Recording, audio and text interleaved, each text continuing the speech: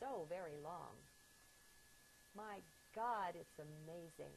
How small and cramped was my space before. I can hardly believe I was willing to inhabit that. Honestly, it's a wow.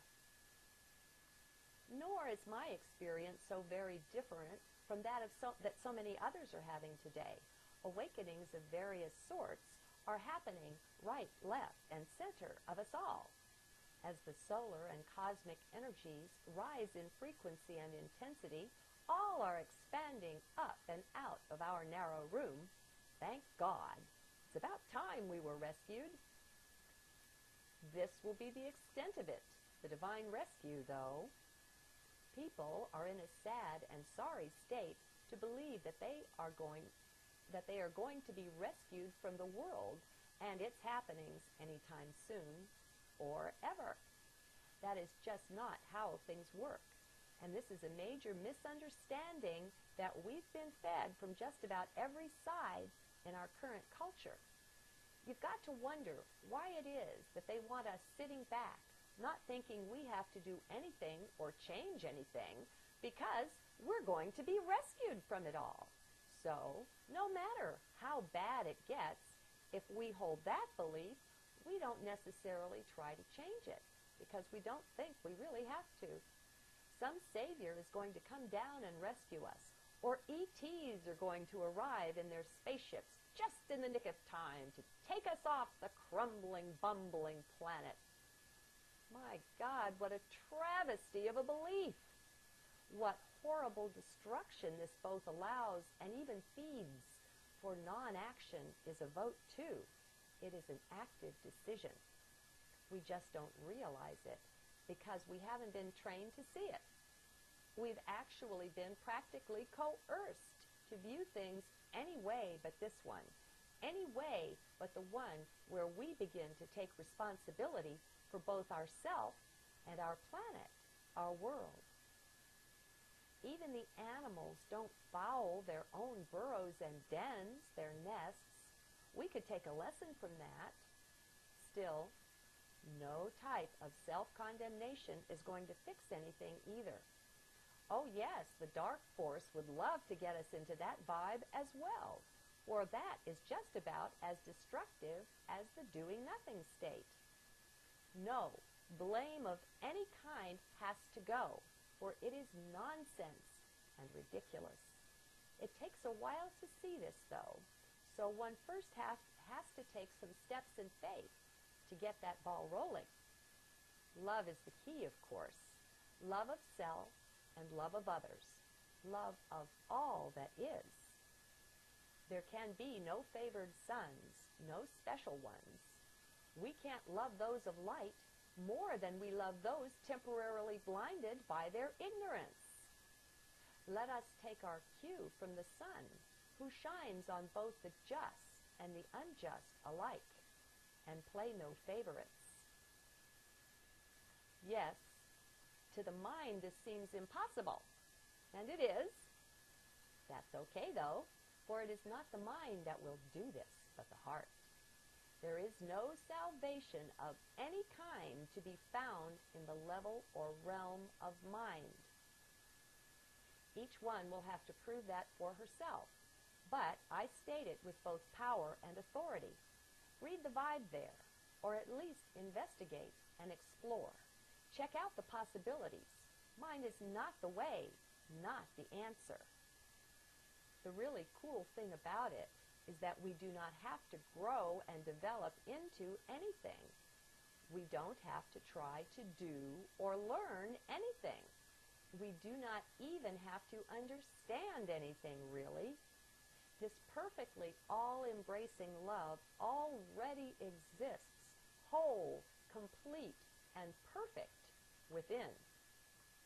Jesus really knew something when he said, "The kingdom is within you." We could check it out experientially instead of just reading about it. It is a very real place. Yes, like the spiritual leaders and masters have said all down through the eons, all we have to do is to uncover the truth. It already exists, full and complete. Our job is just to find it, to remember it.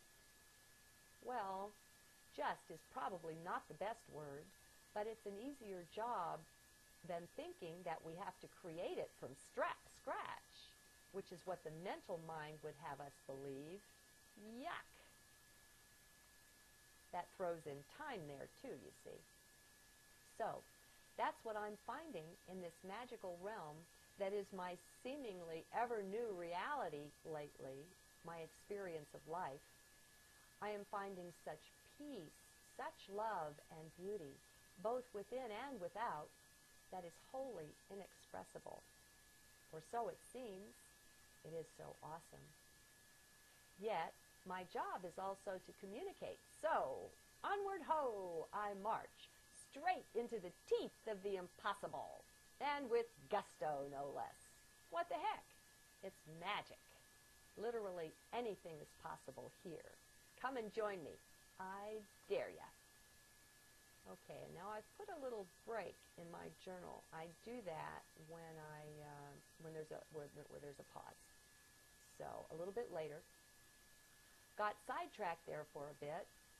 I see the change now, the major change that has taken place in me. No, I am not saying it took place overnight, but I am only now seeing it anyway.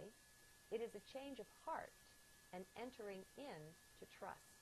I am more solidly living from heart space now, and that is allowing much to morph and change. What is that like? As I look back to where I was before entering into the dance with the no mind and eventually entering that space more fully, I realize that I don't have much in common with that person anymore. The change has been so radical and swift in me as to be a bit stunning when viewed this way. Then, when I look at myself as more and more at home in the no mind, or in that general space now, I see a change that's taken place that I didn't even notice before either. I see that I originally entered into it not very trustingly at all. I was suspicious, for it seemed strange and very odd. Yet I was willing to give it a try, for it seemed the next logical step.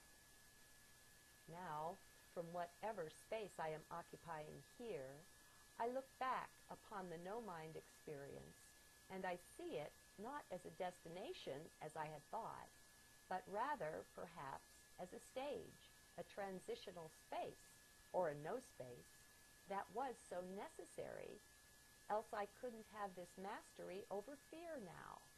They somehow seem to go together, the no mind and fearlessness, or the ability to be fearless. Don't listen too closely to these words, for words cannot contain truth. As Eckhart says, they are just pointers, just indicators of something greater by far.